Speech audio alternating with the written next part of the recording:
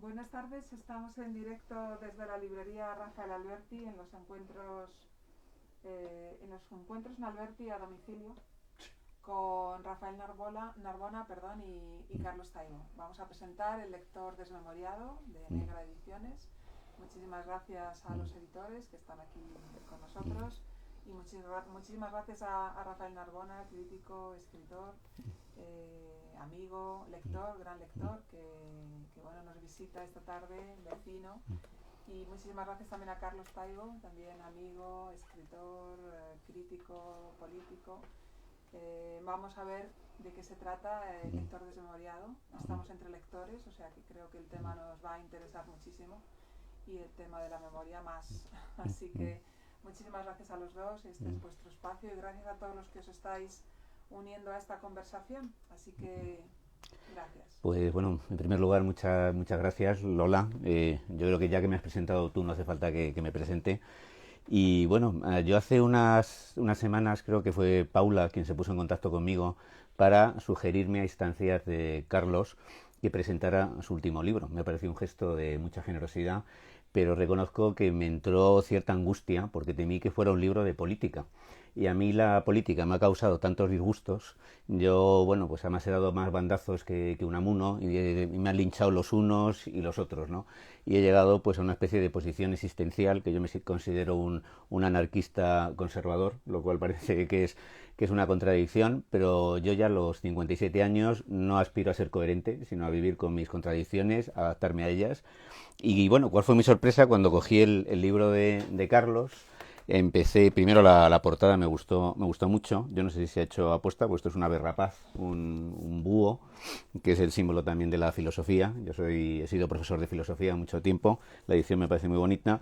Y bueno, pues al leerlo me quedé gratamente sorprendido porque descubrí que era un libro frívolo. Y no solamente un libro frívolo, sino que un libro un poco canalla y bastante gamberro y lleno de anécdotas y de expresiones verdaderamente regocijantes. Yo hacía tiempo que no me divertía tanto con un libro. Y además con un libro que curiosamente parece que entre Carlos y yo, que no nos conocíamos más que virtualmente, hay una serie de confluencias. Parece que el destino, que hemos tenido destinos en algunos aspectos paralelos y ahora finalmente nos hemos encontrado. El título, la verdad es que me gusta y sobre todo me consuela. O sea, saber que hay lectores desmemoriados para mí es una noticia espléndida. Porque yo a veces cuando me preguntan, claro, tú que has leído Guerra y Paz, tú que has leído Crimen y Castigo, y digo, sí, claro, lo leí con 20 años, con 18, me acuerdo de alguna escena.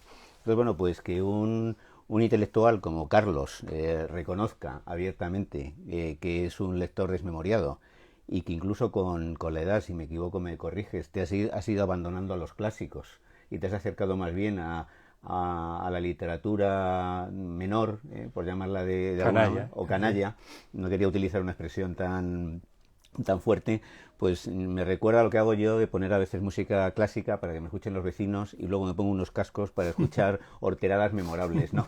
Entonces intento preservar mi imagen por lo menos hacia el exterior. Según leía, el libro de Carlos surge a partir de un proyecto fallido de novela.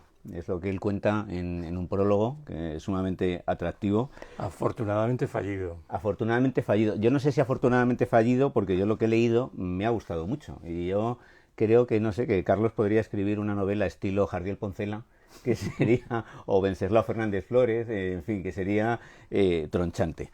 Eh, Estos textos, al parecer, algunos han aparecido en las redes sociales, lo cual, pero eso han sido reelaborados con una prosa muy elegante. Yo es una cosa que destacaría del libro, que está muy bien escrito, una prosa brillante y sobre todo con una chispa humorística que en todo momento, cada vez que terminas uno de los pequeños capítulos, lo haces con una sonrisa. Yo no creo que hayas escrito ni un texto con solemnidad, con seriedad académica. Alguno hay. Alguno hay, pues yo lo he visto poco, no sé. Yo a la hora de presentarte me preguntaba, ¿qué voy a decir? Bueno, pues a Carlos Taibo le conoce todo el mundo. Es un profesor, ensayista, no sé si la etiqueta de anarquista te define. Es una persona con unas posiciones incorrectas que va a contracorriente. Pero a mí lo que más me ha gustado es que aquí se define como bibliofrénico, que no sé si pudoroso, eso sí, un bibliofrénico pudoroso. Eso suena un poco a hebefrénico, a esquizofrénico, y yo creo que detrás de todos los escritores y de todos los autores hay un punto de desarreglo neurótico, que yo creo que es una cosa muy sana, y también se define como un perpetuo adolescente.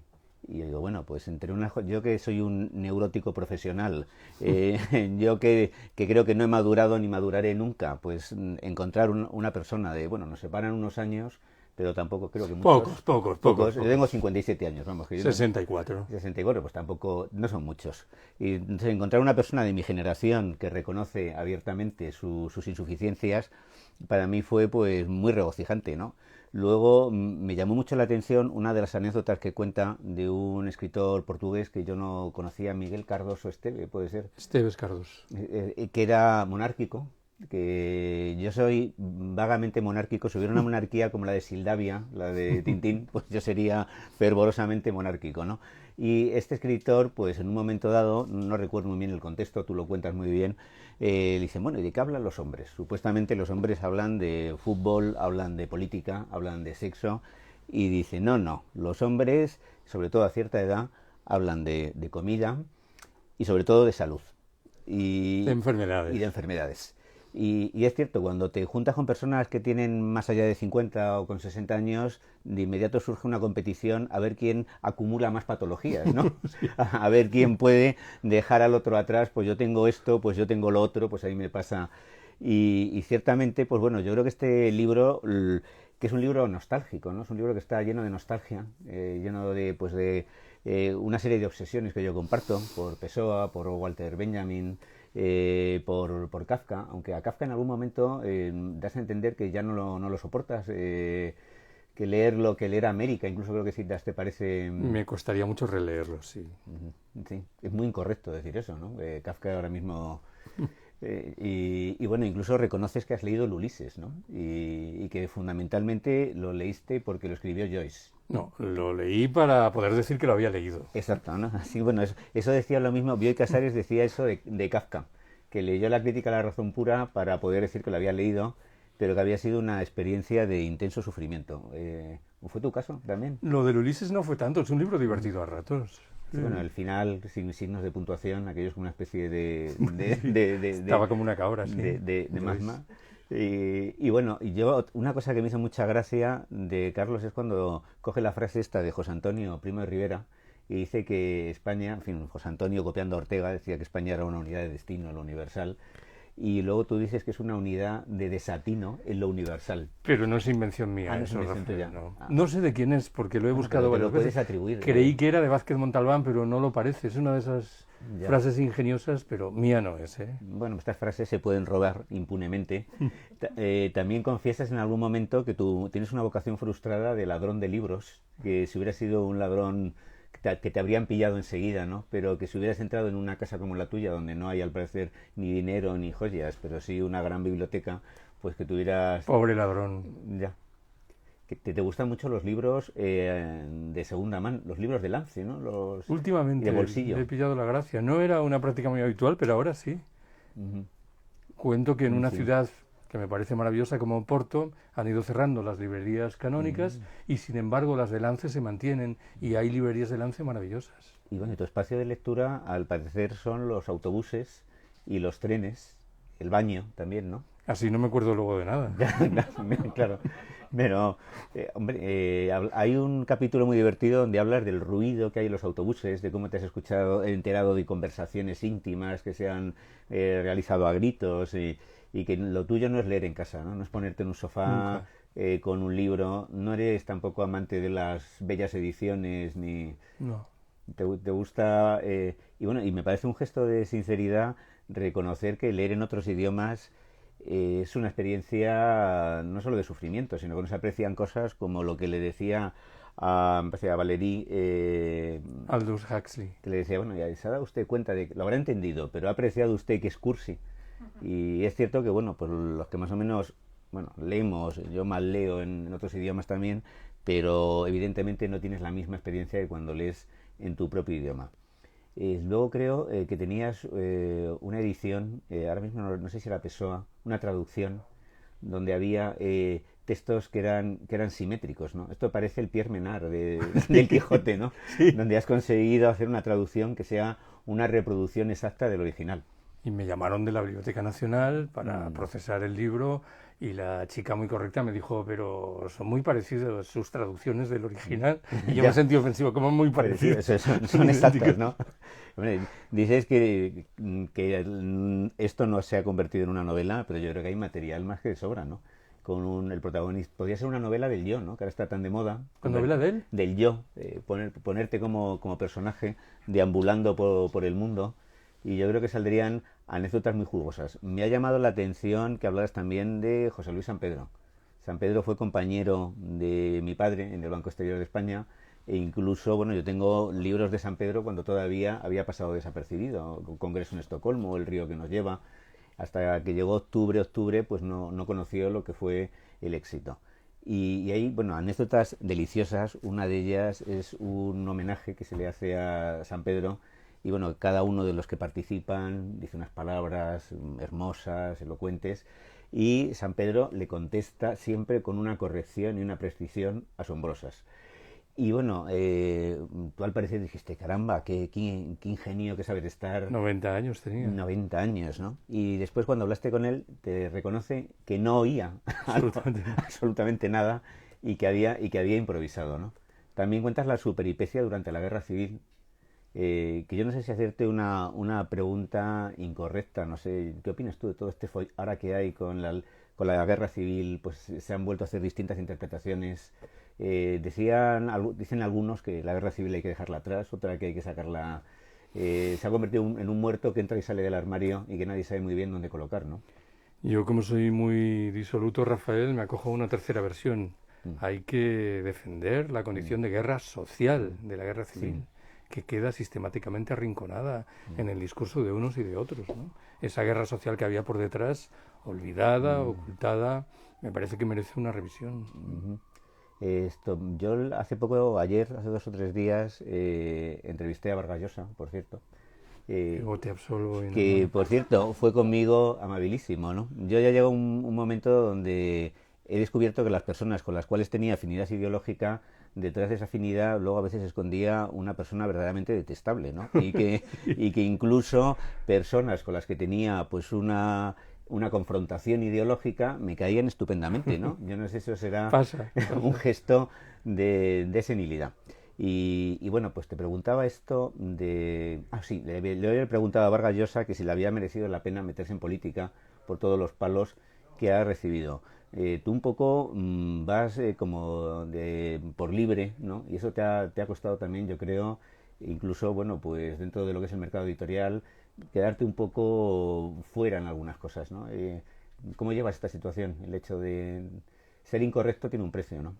Como algo irremediable, pero tampoco lo lamento mucho.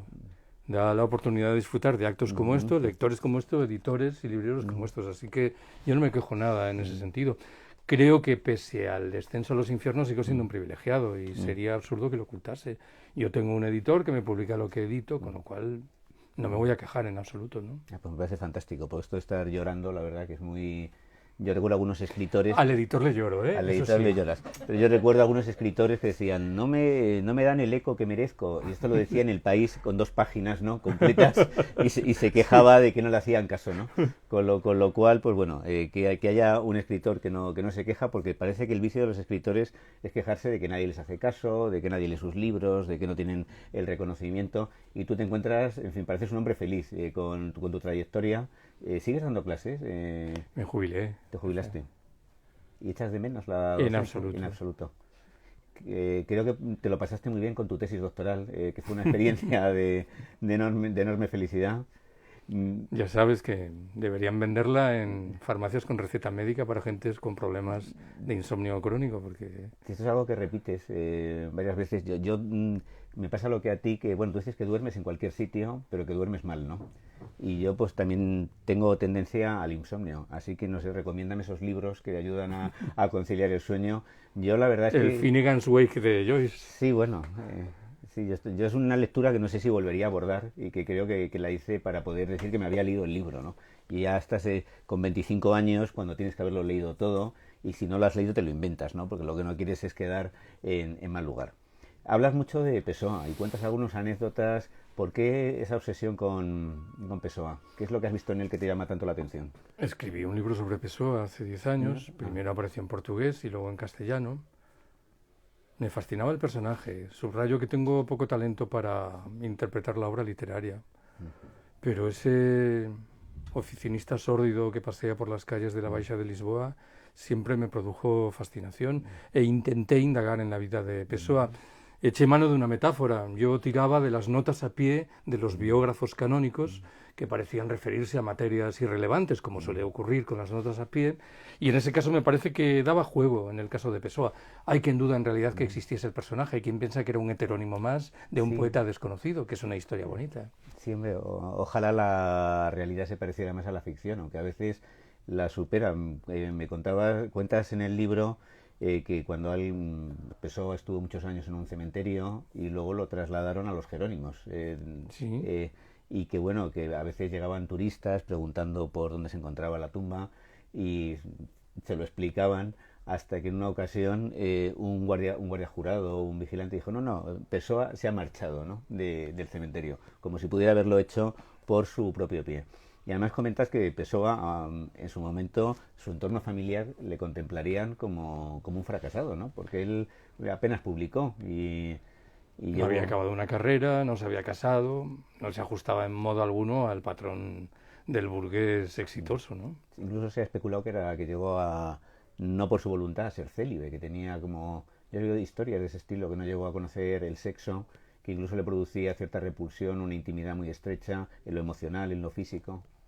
Hay quien dice, sin embargo, que era impensable que un estudiante de la Universidad de Lisboa en 1907 no frecuentase los burdeles del Bairro Alto, pero no deja de ser una especulación. O sea que tú eres un lector empedernido de Pessoa. A Pessoa sí lo lees.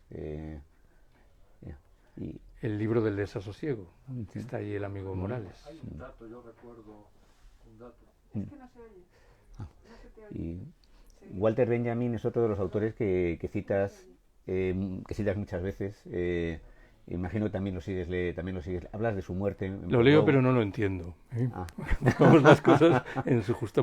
No, es que ya has mencionado dos autores a los que he dedicado 2 ensayos biográficos, pero de nuevo el ensayo sobre Benjamin es un ensayo sobre los 6 últimos años de su vida y singularmente sobre los últimos días en Portbou. Pero yo me confieso incapaz de seguir intelectualmente a Benjamin. Lo mío es más bien una biografía, creo que razonablemente seria y un poco policíaca en lo que respecta a los últimos días de Benjamin. Sí, que lo policíaco es otra de tus obsesiones, que citas varias veces, y bueno, y dices que eres un lector de novela policíaca japonesa, que eso es una cosa que suena como muy exótico. Yo reconozco que no he leído nada de... Haces mal. Hago mal. Sí me gustan los mangas, por ejemplo, que es algo que sí... Pero de literatura japonesa, hombre, a Murakami no me ha quedado más alternativa, pero sí me ha resultado como exótico. Además, un politólogo, pues te esperas que esté todo el día leyendo a Marx. Me hizo mucha gracia, o a Bakunin, el comentario de Julio Anguita, cuando le preguntaron, que tú lo mencionas en tu libro, que cuáles eran sus libros de cabecera. Tú dices que no tienes ninguno ahí, y que Julio Anguita... Hay un dinosaurio gris en mi mesilla de noche. Sí. Es verdad. Pero no libros, y no está el Capital de Marx, como dijo Anguita, no sé si era la Biblia y el Quijote, ¿no? Debía tener una mesa de noche de buen ebanista, y debía conciliar el sueño de manera rápida, porque digo en ese texto que con mucho el más divertido de esos 3 libros es la Biblia, a gran distancia de los otros 2. Sí, bueno, yo reconozco, a mí el Capital me derrotó, a pesar de que yo hice filosofía y he sido profesor de filosofía de instituto casi 25 años, y bueno, yo recuerdo además esta edición que sacó el Fondo de Cultura Económico. Un libro naranja en 3 tomos. Sí, exacto. Entonces yo creo que ya el primero, cuando llevaba 200, 300 páginas, no pude más. Entonces, bueno, ya hice estas lecturas que se van haciendo en diagonal, sobre todo para poder decir que lo has leído, ¿no? O poder mentir con cierta credibilidad, ¿no? Y es curioso, bueno, pues yo creo que yo este libro creo que a nadie le va a aburrir, porque es un libro muy divertido. Es un libro además refrescante y es un libro que cada capítulo es muy breve. Yo me parece que ha sido un haiku. Yo no sé si lo has hecho aposta, que sean, porque son, además esto es ideal para leer. Por vagancia. Por vagancia. Pues me parece una estrategia de mercado, porque esto es ideal para poder leerlo en el metro, para poder leerlo en el autobús, para estas lecturas itinerantes y que la verdad, bueno, también hablas mucho, como no, de Galicia, ¿no? Que evidentemente, no sé si mencionas a Valle Inclán a lo largo del libro en algún momento y no sé muy bien qué opinión tienes sobre Valle Inclán. Es una fuente imperecedera de anécdotas, vamos, sí. A quien le gusten las anécdotas. Sí. Me conocerás el libro de Gómez de la Serna, ¿no? Sí. Luego se ha dicho que todo era mentira, que aparte de entrada se llamaba Ramón Vallepeña y que todo es nada de Ramón María del Valle Inclán, ¿no? Lo menciono porque una vez, de farra en Santiago con un nieto de Valle Inclán, con Pancho, Sí, él contó una anécdota sobre Franco. Parece que José María Areiza, quien fue ministro de Asuntos Exteriores en los primeros gobiernos de la democracia. Un estado policial, sí. Exactamente, había sido embajador español en Buenos Aires. Y un día pidió audiencia con Franco y le explicó a Franco que en Argentina los diplomáticos españoles estaban sometidos a un control exhaustivo, micrófonos, policías que los seguían. Entonces Franco lo escuchó pacientemente y cuando Areiza terminó, le dijo: pero me está usted hablando de un auténtico estado policial. Que me recuerda, por cierto, a una anécdota que cuenta Fernando Díaz Plaja en un libro sobre el franquismo, que es parecida. Habla de un militar que estaba hablando con Franco sobre otro militar y Franco no caía en quién era. Y entonces su interlocutor le dice: sí, hombre, sí, estuvo en Cádiz y luego en la Capitanía en Sevilla. Y entonces Franco le dijo: ay, ya caigo quién es, uno al que mataron los nacionales. De todas maneras, en el libro hablas de Franco en varias ocasiones, citas varias anécdotas, también la de una niña que tenía que recitar un poema delante de él. La niña se puso muy nerviosa, fue incapaz de recitarlo y él se acercó a la niña y en un tono paternal, como un abuelito entrañable, le dijo: yo también soy un ser humano. No te preocupes, hija, yo también soy un ser humano. Y... la palabra exacta en el momento adecuado. Ya. Pero tú dices que no era en absoluto un estúpido. No creo que lo fuera. Al menos debía tener inteligencia práctica y saber manejar a las personas, ¿no? Sí, tenemos esa imagen degradada del tipo gordito, de voz atiplada, pero tonto del todo no debía ser, ¿no? Esto es un error, ¿no? Tampoco era un imbécil Hitler, no nos engañemos. No, yo creo que Hitler era más imbécil, que en algunas cosas que Franco. ¿No has leído las cartas de amor de Franco en Melilla a una chica hija de un superior a la que pretendía? No. Pues igual valoras mejor la inteligencia de Hitler, entonces. No, yo reconozco que de Franco me leí el diario de una bandera en su momento y por curiosidad, porque cuando me leí la biografía de Paul Preston, pues por curiosidad fui al diario de una bandera y bueno, pues me hace gracia que tú sientas a veces como una especie de fascinación, no sé si morbosa, por los malvados, sí, utilizando tus palabras, ¿no? En el prólogo a ese ensayo biográfico sobre Pessoa, recuerdo que una vez un periodista me preguntó, pregunta tópica, con quién me gustaría comer de los personajes que poblaron la historia del siglo XX. Y yo le dije que eran dos las posibilidades, una Hitler y otra Fernando Pessoa. Sí. Lo de Fernando Pessoa... El contraste es un poco llamativo, ¿no? Sí, pero lo del mal siempre me ha traído. Lo de Fernando Pessoa hubiera sido una cena o una comida absolutamente sórdida, porque seguro que no hubiera abierto la boca, ¿no? Era extremadamente tímido. Y Hitler dice, una de las novelas que gloso, la de Prometeo Moya, que tenía una litosis terminal, con lo cual sería también problemático comer con él, ¿eh? Ya. Y me llamó la atención también que citabas el libro de Pilar Leire, Franco Confidencial. Curiosamente, unos días antes yo había hablado con ella. Y no sé si me vas a dar el ego tu absolvo. Pero también. ¿qué interlocutores más exóticos tienes? Sí, no sé, yo no hago nada por... El siguiente libro se lo tenéis que encargar a este muchacho. Yo no sé, a través de las redes sociales, pues... Pilar Leire es una periodista especializada en la vida íntima de personajes célebres, entre ellos Franco. Sí. ¿Y qué pasó? Bueno, no, yo ya hablé con ella y nos entendimos muy bien porque los dos somos grandes amantes de los animales. Entonces ella tiene... Y me acuerdo que estuvimos hablando... Por eso escribió un ensayo sobre Franco, ¿no? Pobres animales, me parece una comparación altamente ofensiva, vamos, yo que Pido tengo disculpas. 6 perros y 4 gatos y un loro, pues la verdad es que me parece una comparación injusta. Bueno, yo es que me llamó la atención lo que contaba Pilar Leire de Franco, que ya lo sabía, en Franco Confidencial me parece, que Franco fue un niño maltratado, ¿no? Y humillado, y además pues la famosa anécdota del padre que era el único que en la España de la posguerra podía públicamente hablar mal de él. A mí, bueno, Pilar Leire, no he leído ningún libro suyo, más que este de Franco Confidencial, me resultó una persona agradable. Y bueno, también me llama la atención que hablaras de Pilar Primo de Rivera, con la que mi padre tuvo una buena amistad. Sí. Una buena amistad. Hombre, una íntima amistad, digamos. Mi padre mi padre era periodista, escribió un artículo sobre José Antonio Primo de Rivera que apareció en el Ya en los años 60, diciendo que bueno, que hasta el propio José Antonio habría evolucionado, habría cambiado, que había que avanzar hacia la democracia, etcétera. Se llamaban Los Nostálgicos. Bueno, pues le pusieron a parir en la revista Fuerza Nueva, diciendo que era intolerable que eso se hubiera publicado, e incluso, bueno, hicieron pintadas en casa y nos amenazaron, y yo era muy pequeño, no recuerdo nada de esto. Y Pilar Primo de Rivera escribió un artículo en el ABC diciendo que le había gustado mucho el artículo de mi padre. Pues tengo una historia parecida de otra Pilar, Pilar Franco, y no de mi padre, sino de mi abuelo materno. Un día fui a dar una charla a Santander y al regresar a Madrid voy a comer a casa de mi madre y le digo, no, vengo de Santander. Ay, ¿cómo le gustaría a tu abuelo saber que vienes de Santander? Y mi abuelo, ¿por qué? Porque estuvo destinado 2 años allí en Santander. Fue la etapa en la que salió con Pilar Franco. Y yo digo, perdón, ¿puedes repetir? ¿Puedes repetir? Y luego lo negó mi abuelo, pero no sé si lo negó con verdad o con mentira, ¿no? No, Son 2 personajes, Pilar Franco y Pilar Primo de Rivera, a los que se les ha lavado la imagen con posterioridad como si fuesen liberales dentro del régimen. Y esto genera bastantes sospechas, ¿eh? Yo lo cierto es que nos envió las obras completas de su hermano, dedicadas por ella. ¿Qué conservas? Que conservo. Vamos, esta edición en azul para Rafael Narbona, que era mi padre, por la comprensión del pensamiento de mi hermano.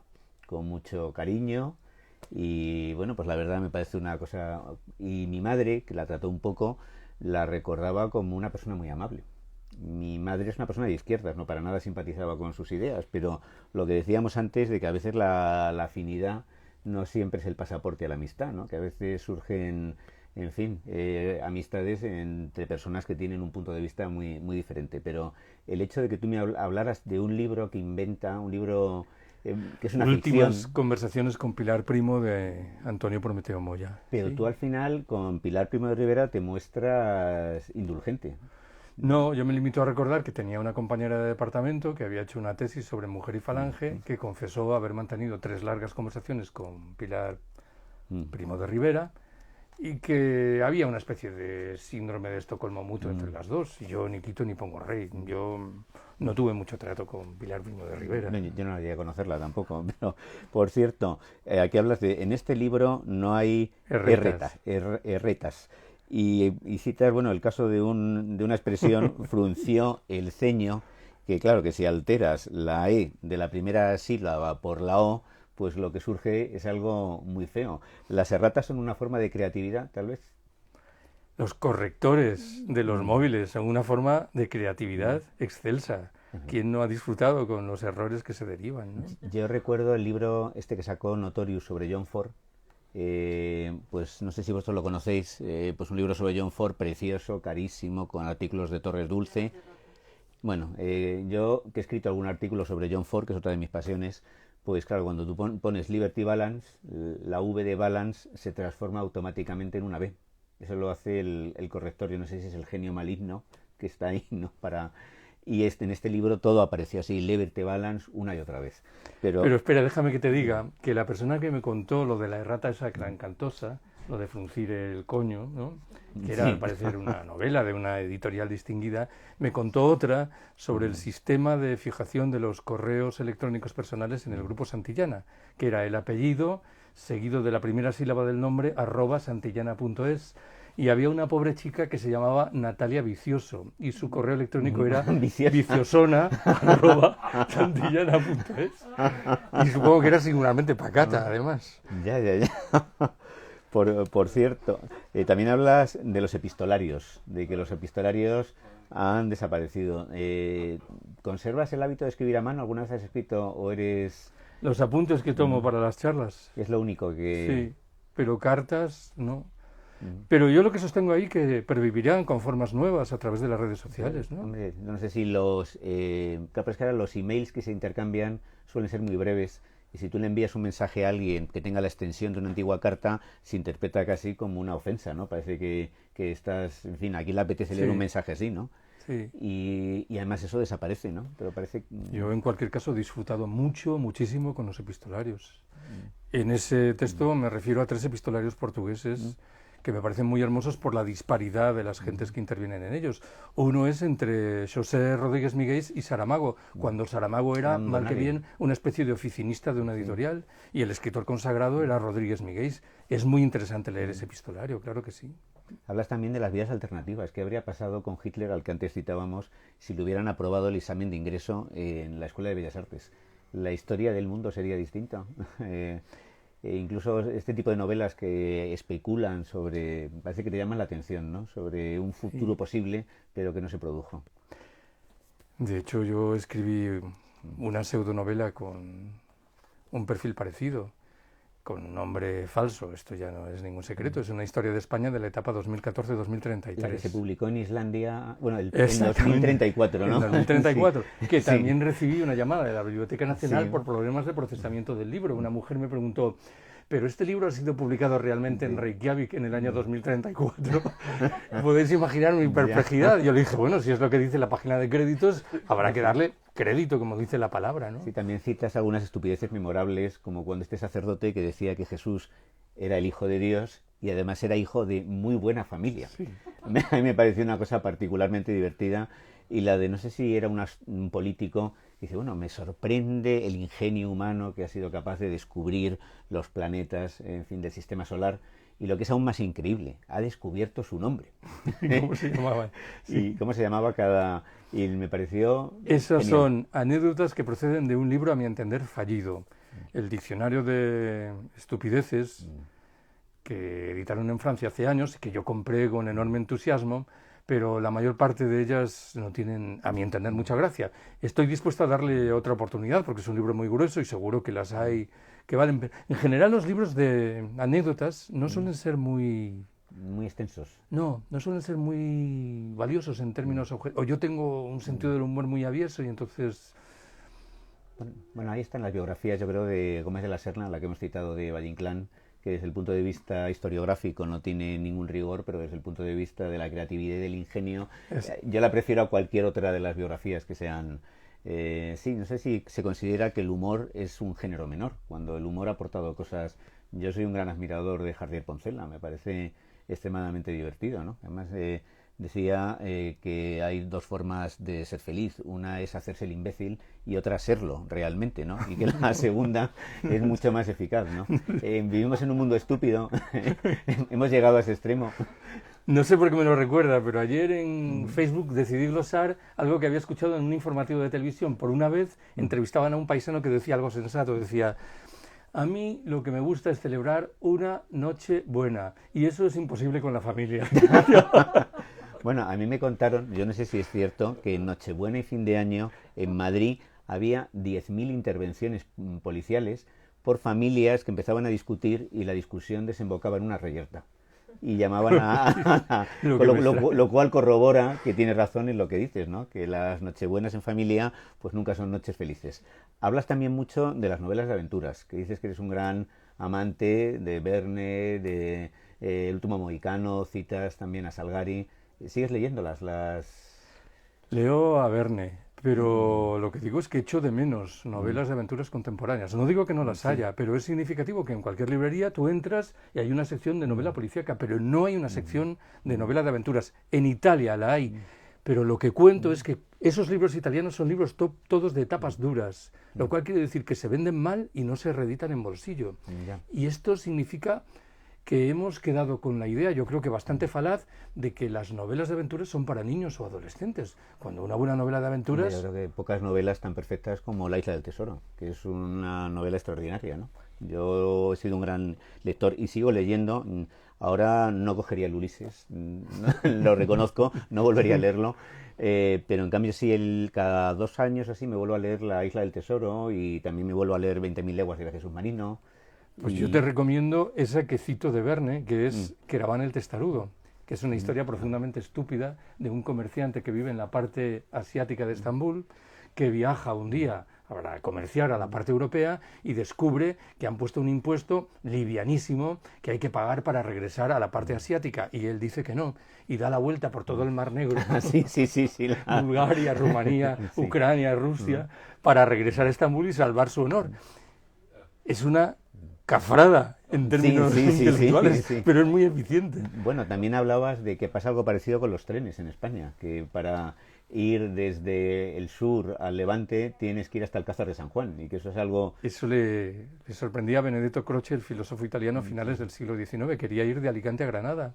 Pobre hombre, quería ir en tren de Alicante a Granada sin saber que tenía que subir hasta la meseta para bajar, exactamente igual que ahora, ¿no? ¿Te gusta el tren? Yo es un medio de transporte que la verdad, mi preferido. Pero estos trenes tan rápidos me quitan tiempo de lectura, con lo cual hay una dimensión que... No, lo digo completamente en serio, no es un argumento... Sí. Yo me acuerdo de los talgos, de cuando éramos niños, que eran, bueno, me acuerdo de ir a Cádiz, eran 12 horas. A mí en su momento, pues el tren siempre me ha parecido un espacio propenso para muchas cosas, ¿no? Hasta para conocer a alguien, ¿no? Y te puedes dar paseos, puedes ir a... Asesinatos también, sí. Esto me hace pensar en Charada, que al principio de Charada al marido de Audrey Hepburn le tiran de un tren en marcha, ¿no? O sea, que esto realmente...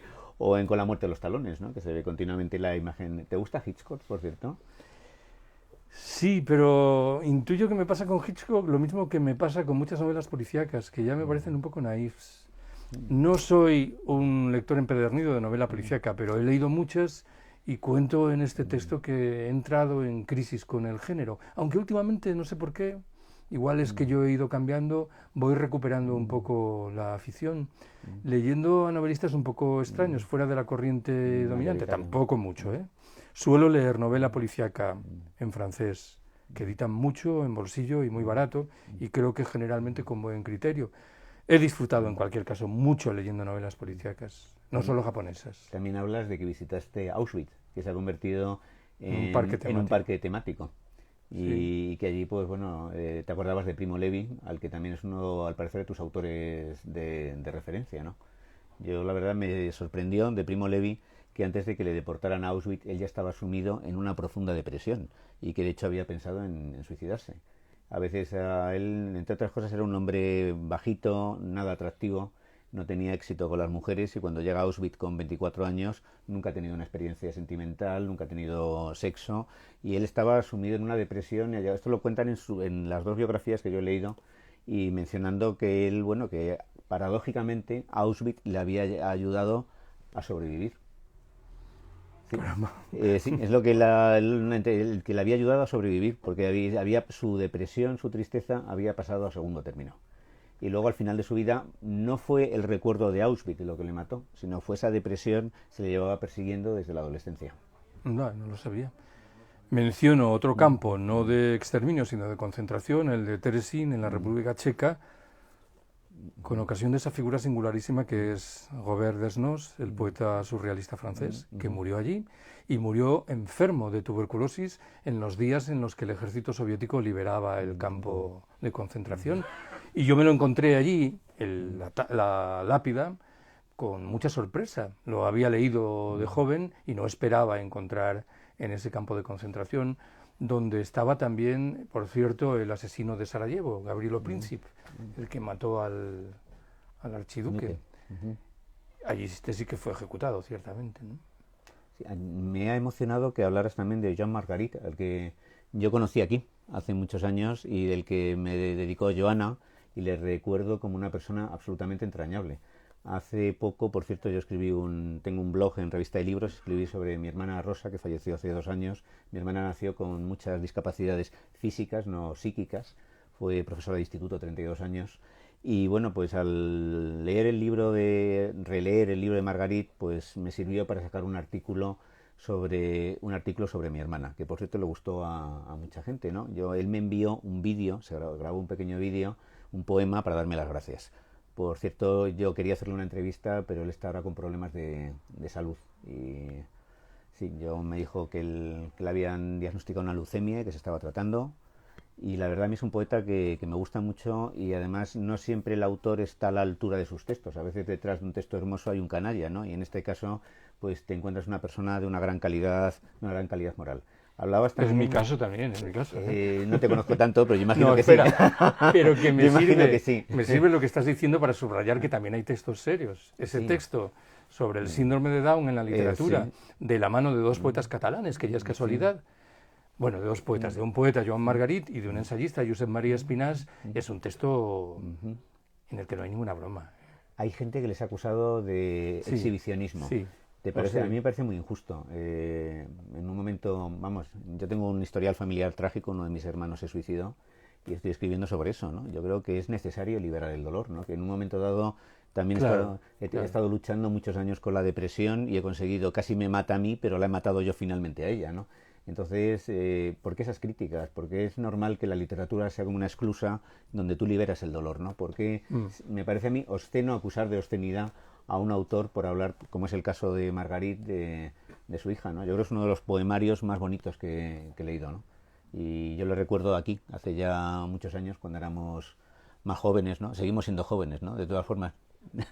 Y sí, es cierto, el libro, por supuesto, también tiene textos serios. Eso, vamos, y sobre todo, y yo destacaría que está excelentemente escrito, que es una cosa que siempre, una buena prosa, un buen libro, a la segunda página has apreciado que lo es, por la calidad de la prosa. Pero en todo momento se aprecia pues un humor que a mí me parece una cosa, un signo de Y inteligencia. no hay erretas, ¿eh? No hay erretas. No hay, realmente no me lo puedo. ¿Hay algún libro? Encontré ¿Hay algún una, libro sin erratas? Un portuguesismo, en vez de rigurosidad, rigorosidad. Se le va a uno la lengua materna por ahí. Otra cosa divertidísima que encuentro por aquí es lo del santo prepucio, ¿no? Que le dedicas, hablando de que el santo prepucio ha despertado en otros países pues toda una tradición y En un otros culto. países no, en Italia, en la En Italia Italia. meridional. En España, que yo sepa, no. Vamos. No ha llegado esa tradición. ¿Tienen más sentido del humor los italianos que los españoles? O Porque los somos españoles... un poco pacatos, ¿no? Y estas historias de... No, yo lo que cuento... Este es un debate teológico del siglo XIII en el que terció Santo Tomás de Aquino. Jesucristo sabemos que era judío y había sido circuncidado. Y sabemos que su cuerpo resucitó y subió a los cielos, pero se preguntó Santo Tomás qué había ocurrido con el prepucio. ¿Había quedado en la tierra o había subido por su cuenta y riesgo? Claro. Y Santo Tomás, que era un racionalista a banda letra, dijo que no, que había quedado en la tierra. Y se conserva en un sinfín de localidades del sur de Italia, ¿no? Debía ser una pieza gigantesca. Imagino, Porque claro. Sí. Pero ciertamente no llegó a la península ibérica. Aquí hay mantos de la Verónica, el Lignum Crucis. Me refiero también a una conversación maravillosa que tuve con un dominico en Valladolid hace muchos años sobre reliquias presentes en las iglesias españolas. Y él me explicó, no sé si recordáis el relato bíblico de las tinieblas de Egipto, Yahvé envió unas tinieblas de tal manera que los egipcios no veían y los israelitas sí, por eso pudieron escaparse. Entonces me explicó que en la Catedral de Oviedo hay un arcón donde se conserva un pedazo de las tinieblas de Egipto. Claro, no se puede abrir, porque si se abre, las tinieblas se evaporan. Y una vez, yo creo que lo más glorioso que yo he visto en mi página en Facebook es un foro que propuse sobre reliquias. Y recuerdo que alguien me explicó que en su pueblo se conservaba el cráneo de San Juan Bautista joven. Joven, Ojo al dato. claro, Ojo al dato. habrá otros. Habría uno claro, niño y otro Claro. senecto. Ya, es como lo de las vírgenes, ¿no? Yo recuerdo, en fin, pues se ha hablado de que hay gente que creía que eran vírgenes distintas, que las de Fátima y la de Lourdes. Bueno, nos vamos acercando al final. Yo me quedan muchas anécdotas. También tenía aquí la de Menéndez Pidal, cuando le fueron a pedir que firmara, en fin, en contra de la presencia de bases en norteamericanas en España, y dijo, bueno, si hay una guerra nuclear, ¿de qué va a servir eso, no? Y si no la hay, ¿para qué? Aquí vamos a firmar. Yo no quiero terminar sin que... Claro, yo el libro me lo he leído estos días, cada lectura es diferente. Si hablara cualquiera de los que están aquí, habría destacado otras cosas. Yo no sé qué cosas a lo mejor me he dejado que te gustaría a ti mencionar para completar esta presentación. Voy a decir solo una cosa. De vez en cuando me pregunta alguien cuál es de mis libros aquel que más me gusta. Y yo nunca consigo responder con una obra precisa, pero sí con una categoría general. A mí me gustan mis libros que son extravagancias. Esto es, me atraen menos los libros que yo he publicado vinculados con mi menester universitario, Europa del Este, o con mi militancia política, de crecimiento, anarquismo, colapso. Me atraen las extravagancias. porque creo que soy más yo cuando escribo las extravagancias. Por proponer un título, hace 3 o 4 años publiqué un libro titulado Comprender Portugal. Y ese libro creció espontáneamente, sin ningún plan, y a mí ese libro indefectiblemente me gusta, ¿no? Y no podría decir lo mismo de otros libros más vinculados con mi trayectoria profesional. Yo tengo la impresión de que este texto es una especie de ajuste de cuentas con un objeto maravilloso que es el libro. Porque es verdad que hay muchos comentarios sobre libros particulares, pero lo hay también sobre el libro como objeto como tal. Por ejemplo, hay un texto de elogio del libro de bolsillo. Yo no sé qué habría sido de mi vida sin el libro de bolsillo. Me queda otra parte distinta que es sobre las lenguas.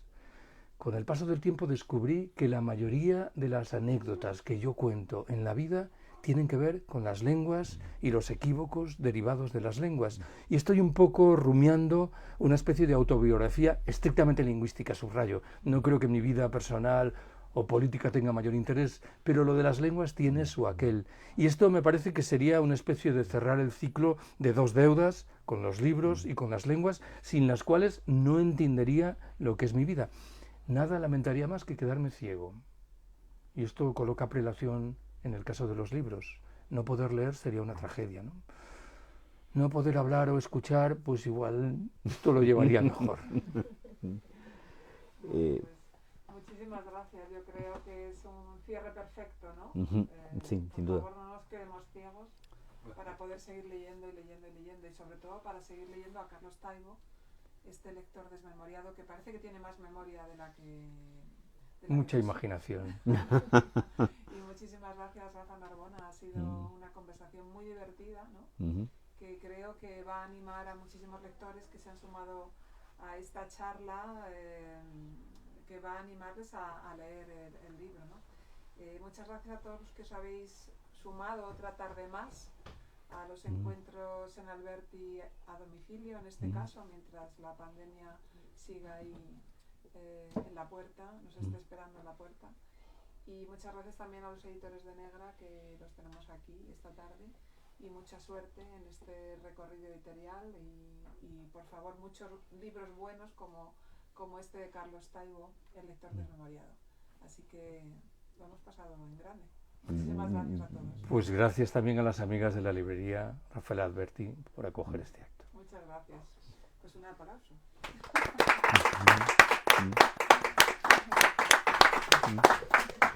Muchas gracias. Yo me lo he pasado muy bien, la verdad, y el libro me ha parecido